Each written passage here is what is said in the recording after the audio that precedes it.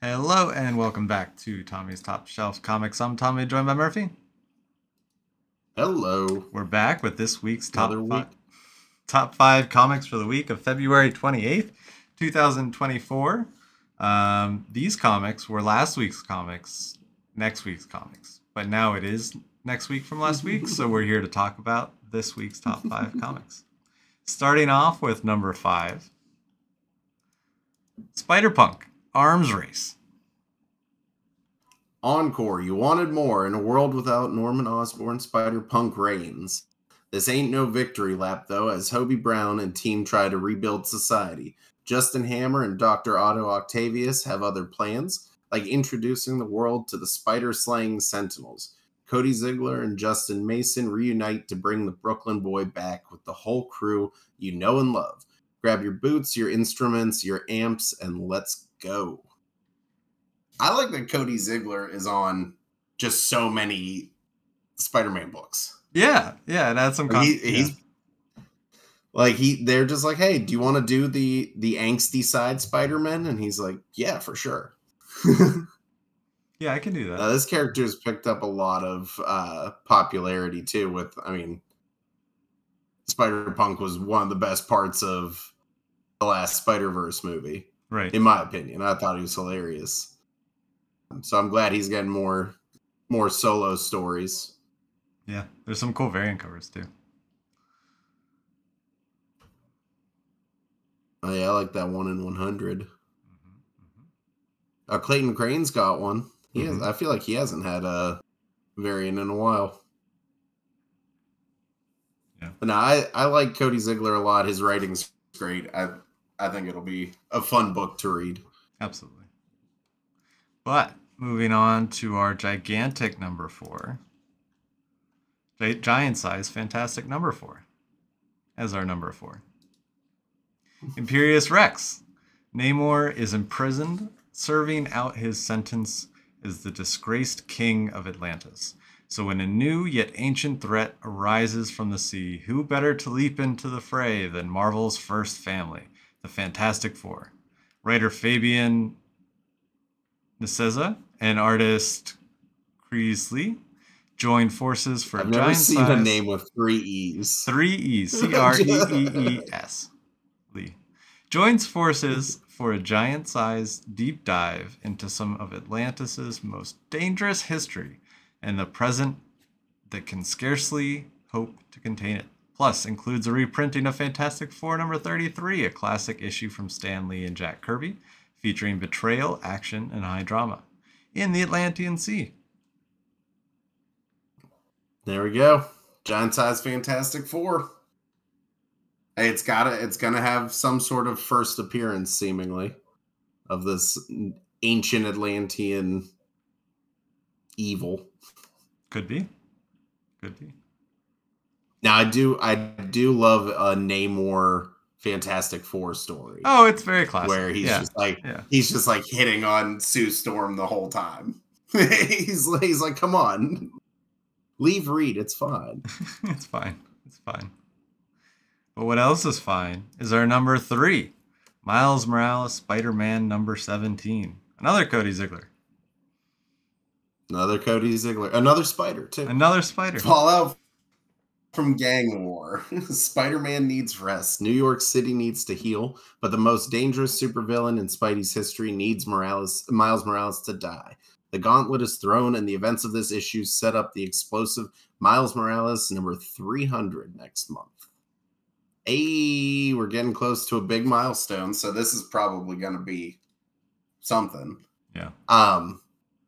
This story is going to have Rabble, though, who's like the new big bad that's been in Cody Ziegler's Miles Morales, and I mean, she's pretty badass. Like, I like the dynamic they have. Nice. But I think this is also, I mean, right after Gang War, it's a new arc. I feel like it's probably the best place to jump on, before a big landmark event. Yeah. Absolutely. Very cool. Yeah, yes, you're in the variant cover. Looks crazy. Yeah, Rabble, she like controls all her own technology. Yeah. Cool. Moving on. Actually, that story's done some. That I will say, Miles Morales has done some cool stuff for the villains. Yeah. Oh yeah. Like Hobgoblin was just the most recent villain, and he was badass too. That was pretty cool. There hasn't been a real hardcore Hobgoblin in a while. No. But moving on to our number 2 this week, we have Pen and Ink, Grimm #1. Boom Studios' deluxe pen and ink collection continues with one of the biggest hits of the last 2 years, with an in-depth black and white look at Stephanie Phillips and Flaviano Grimm #1. The iconic first issue that introduced the world to Jessica Harrow returns in a stunning new format featuring all new commentary from series artist Flaviano. It's pretty neat. These books are so cool. Yeah. Boom's pretty right for doing this. This is now the third pen and ink they've done. Yeah, like it's super cool. It's super interesting because admittedly. I just think it's super cool how like you have whenever you read a comic, you get like your envision for the story, right? But then kind of just raw, and then having this commentary to read it again with that newfound knowledge is really, I don't know, fascinating to. I mean, I'm always intrigued by the process for the creation of comic books, just because of the fact that it's like, even in things like this, you see things that they already knew were coming on page 2 from like an issue further down the road. Yeah. Now, admittedly, I did fall off of Grimm, so luckily this is one of the issues I did read. But I think I only made it through the first arc pretty much. So this will be cool. Maybe it'll spark me going and catching up. But speaking of catching up, we've caught up to our #1 comic this week, Gang War, The Amazing Spider-Man #44. So, Gang War conclusion. Madame Mask makes the power move she's been waiting to make her entire life. This is not going to go the way you think it will. I don't know, dude. This event has been pretty cool. Like I was telling you, like, Madame Mask is killing everyone. Like, the villains are real dark right now. Like, she's tortured old bosses and beat up Hammerhead. Like, it's been a hardcore event. So this is going to be the start of the end of it. I think this should be the main, like, finale start of the for the event. Well, no. So the way they've all kind of like this is the end, and then there will be fallout. So there will probably be like, because there's the Shang-Chi book and Daredevil book, which will come out after this issue. Okay, but their stories aren't like super tied to the main storyline. Like they're kind of doing their own things. Like so, the Luke Cage and Spider-Woman books that came out, they're directly tied to Spider-Man.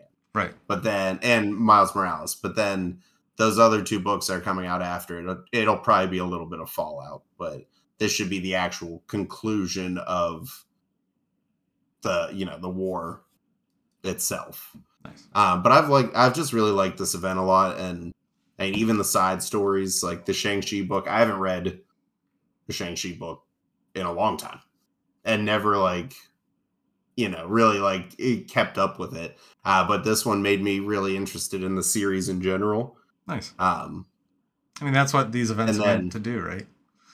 Get you interested in this you would normally be interested in. Yeah, the stuff from because there's the Deadly Hands of Kung Fu, which is the normal book, but then there's these 1, 2, 3, 4 issues that are separate. So I definitely will be checking out other stuff. And I mean, you got Elektra as Daredevil again, so that's always a fun story. Oh yeah, very cool. I do love that cover for the cover for Spider-Man 2. It's pretty good. John Romita Jr. is just killing the covers. The Marcos Martin one's pretty cool too. Which one's that? Oh yeah, the one I think just says Peter Parker and then the bunch of webs. Yeah, I think there's going to be a few of those over the next few issues of like Spider-Man stuff. I think it's like a series, this Parkerverse variant. Okay. So I think he's gonna have a series of variant covers come out. Interesting. Cool. Well, anything else you want to wrap up on? That's it. Cool. Well, this was this week's top 5 It's a comics. spider heavy week. It was a spider heavy week. Yeah, but it was fun. It was good. We got 5 comics. We got there. We found 5. Too many Spider-Man. Yeah, never complain. Cool. Well, until this week's comics are last week's comics and next week's comics are this week's comics, we'll catch you guys later.